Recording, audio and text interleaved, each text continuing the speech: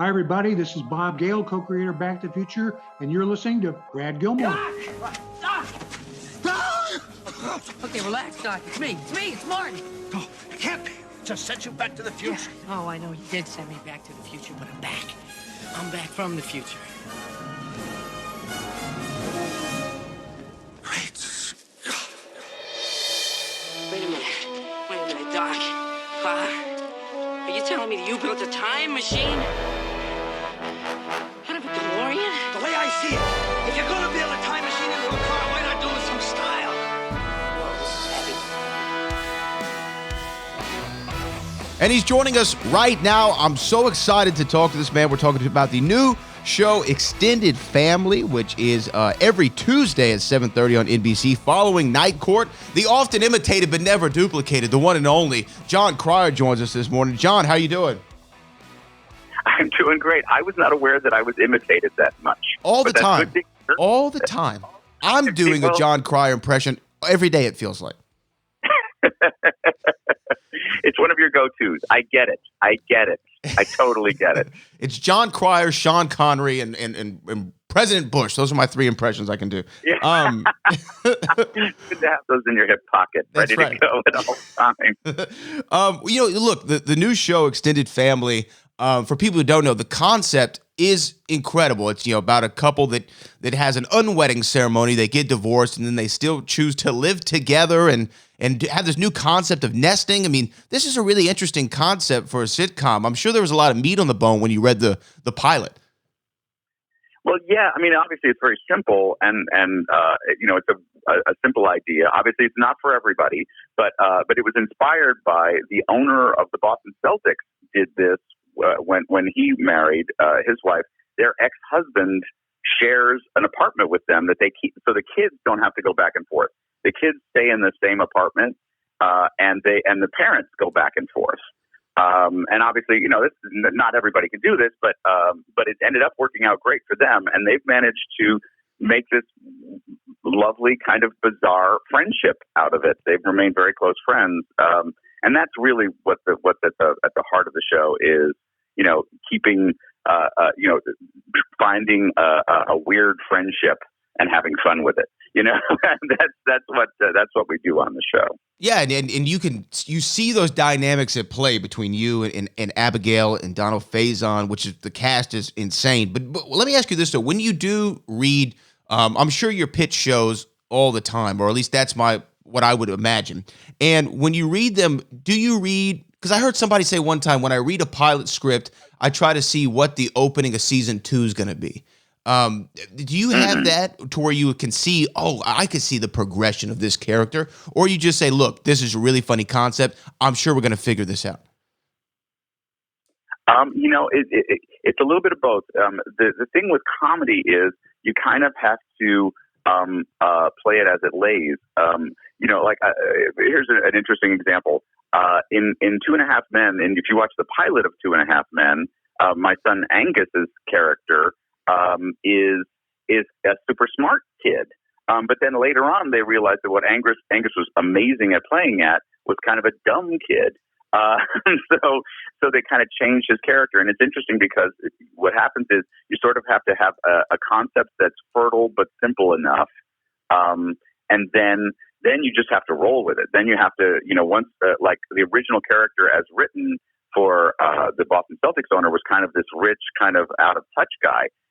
But once we had the opportunity of having Donald Faison, it was like, oh no, that's not going to work for Donald Faison. Let's make him a different guy, And it's been, so it's a combination of both. You kind of have to have this idea of what the show's going to be, but then when opportunities present themselves, you got to roll with them. That makes a lot of sense to me. I mean, you're going with also, following the laugh, right? Recognizing what the audience is reacting the most to, and then capitalizing on that. When you have a dynamic at play, though, with you and your character and Abigail's character, where they're a couple who's divorced. So once they had this great love for each other, obviously that love fizzles out, but they're still trying to make it work. Is there anything and forgive me if this is like a mundane question, but is there anything that you and Abigail have to do to create that chemistry? Or do you, just like you said, you play what's on the page? Mostly what was the reason we cast Abigail, besides she's got this great body of work. I mean, she's Mad Men and Rectify and Suits and Grey's Anatomy and all that stuff, was that when she and I argue, there's something fun about it. And we thought, okay, you're going to have to watch these people argue, hopefully for years. So, are there, there's people you watch and they argue and it's not fun. It's not fun. But when Abigail and I were taking each other to task, it was pretty hilarious. So we said, okay, that's what works, and I wish I knew exactly why that worked, but it didn't. I don't. It's just her. She's just great. Is there something about being in a multicam sitcom environment that is more conducive for the actor because you get somewhat of that instant gratification because you have the studio audience in there? You sort of know when things are working? Oh, yes, that helps so much. Because I've shot stuff, single camera comedies, and I've shot multiple camera comedies, and they're different skills. But having an audience there, especially because the writing, it's written by a guy named Mike O'Malley, who's actually an actor you probably recognize if you saw him. And he was nominated for Emmys for Glee and stuff like that. But his writing is very fast and very, so figuring out where the laughs are going to come is incredibly important. So being able to actually work this out in front of people is just a huge, huge bonus. Yeah, I can only imagine, just knowing on the set. I remember watching a making of Seinfeld, and Larry David, if the joke didn't work, he'd be right there on the floor. They rewrite it and reshoot it, and having that ability to kind of alter the game plan as the clock is ticking. I wanted to ask you, though, also, it's Extended Family, again, it's on After Night Court Tuesdays on 7:30 Central on NBC. Lawyers, Guns, and Money is a podcast that you narrate and produce. And when I read the synopsis for the podcast, I'm like, well, this has me written all over it. Can you tell people about this project? Lawyers, Guns, and Money was this crazy story that came across my transom. A guy named Jack Bryan, who made a wonderful documentary called Active Measures, if you ever get a chance, brought me this true story about this young public defender in Miami, never tried a felony case before. His first felony case is this whack job who says that he's working for the CIA, secretly transporting guns, and everybody's like, yeah, sure you are, sir. And he hands the guy a phone number, says, you don't believe me? Call this number. And he calls the number, and it's the White House. And this guy ended up uncovering this huge secret war in Central America that the Reagan administration was trying to cover up. And I remember this whole scandal from when I was a kid. I was in my early 20s when it all broke. But there was so much more to the story. And then what was hilarious was it's this insane, crazy, funny story. And so I got to and a lot of it has only really come out now because a lot of the stuff takes a long time for this information to come out. So we've been. So we recorded this podcast about the story of this young public defender, and it turned out to be a really terrific podcast. Wow, man! I cannot wait to check that out. That's Lawyers, Guns, and Money. You're doing a little bit of everything, Jon Cryer. But here's why I said you're often imitated, always duplicated, or never duplicated, is for this reason. So I'm a massive comic book fan. I've always have been, and I'm not sure if you're aware of this, but there is a pretty strong debate on the internets of who is the best Lex Luthor of all time. Now, a lot of people say, you automatically have to give it up for Gene Hackman, and Gene Hackman was great. But the real argument between fans of this generation, or at least my generation, is it Cryer, is it Rosenbaum? Where do you sit on this? Because your Lex Luthor was so, when I would read Lex Luthor as a kid in the comics, when I saw you in the Arrowverse or those series of shows that you were a part of, I was like, this is who I read on the page as a kid. More than Gene Hackman, more than Michael Rosenbaum, who were both great. You kind of, for me, brought Lex Luthor the most to life off the page. Well, thank you. That's really kind of you to say. It meant a lot to me because I was a comic book fan and, had delved deeply into the lore of it. And, and grew up with Hackman and loved Rosenbaum. So just being mentioned in their company is amazing. So that's where I'm at. But for me, it's tough because Michael Rosenbaum on Smallville, they got so far into that character, and they created all this amazing backstory for him, and they created this amazing relationship. With,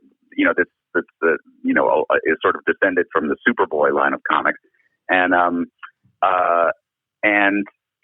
for me, that was the definitive Lex Luthor for me was Rosenbaum. So but again, and one thing that was very cool was that the Supergirl producers, when they asked me to do this, we didn't get when we in talking about it, it took a while before we realized, oh yeah, this is our opportunity to do the comics version of Lex Luthor that hasn't been on screen, so when we got the opportunity to do that, we said, oh, okay, that's what we're going to do. Well, y'all nailed it. I mean, absolutely. You're my favorite Lex Luthor. I mean, and again, everybody does a great job at it, and Michael and Gene. But like I said, reading it from the pages to the screen, I felt like you were the most true to the character. And again, congratulations on that. Congratulations on Extended Family as well as Lawyers, Guns, and Money. Before I let you go, I would be remiss to not ask you about this because my favorite movie of all time is Back to the Future. You almost, I think, were in Back to the Future. You read or you auditioned for the script, but you said it was a different Back to the Future, what you read. I would love to know what the difference was. Yes, the Back to the Future that I read was an earlier draft of it that had a very different ending. It had a whole the time machine was not a DeLorean. It had a secret formula that it turns out that the secret formula was Coca-Cola. And actually, you can find a PDF of this script floating around. You just have to do some searches. It also had a whole different final sequence where because it needed enough power, instead of getting power from a lightning bolt, it needed power from a nuclear explosion. So it was Marty sneaking onto a nuclear test site in 1955 and waiting for the bomb to go off. And actually, there's a whole sequence in there where he hides in a refrigerator that Spielberg borrowed later for Crystal Skull, for Indiana Jones and the Crystal Skull. That's right. So yeah, it's so interesting to read it because it's a really fun script. You can see why Spielberg wanted to do it.